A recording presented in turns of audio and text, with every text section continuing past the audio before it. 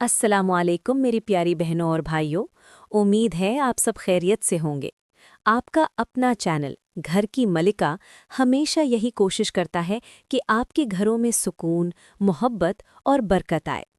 याद रखें, रिश्ता सिर्फ निकाह का कागज़ नहीं बल्कि दो दिलों का मजबूत सहारा है। आज मसला ये है कि हम हक मांगना तो जानते हैं मगर फ़र्ज़ और अखलाक भूल गए हैं। मियाँ बीवी एक गाड़ी के दो पहिए हैं, एक भी खराब हो जाए तो सफ़र रुक जाता है। एक बुजुर्ग से पूछा गया कि आपकी अज़दवाजी ज़िंदगी इतनी कामयाब कैसे रही? उन्होंने मुस्कुरा कर कहा, जब मेरी बीवी गुस्से में होती थी तो मैं खामोश हो जाता था और जब मैं परेशान होता था तो वो मोहब्बत बन जाती थी।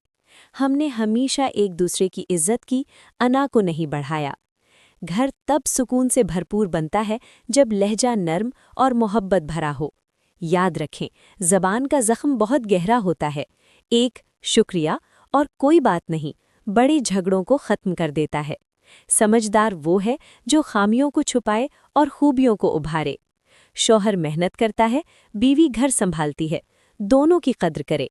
जब एक गुस्से में हो तो दूसरा सब्र करे, क्योंकि अना जीत जाए तो रिश्ता हार जाता है और अगर एक झुक जाए तो रिश्ता जीत जाता है। मेरे भाइयों, अपनी बीवी के साथ नरमी और मोहब्बत से पेश आएं, यही घर का सुकून है। और मेरी बहनों, अपने शौहर का सहारा बने, यही उसकी असल ताकत है। मज़ीद ऐसी बातों के लिए मेरे चैनल घर की मलिका को ज़रूर सब्सक्राइब करें। अल्लाह हाफ़िज़।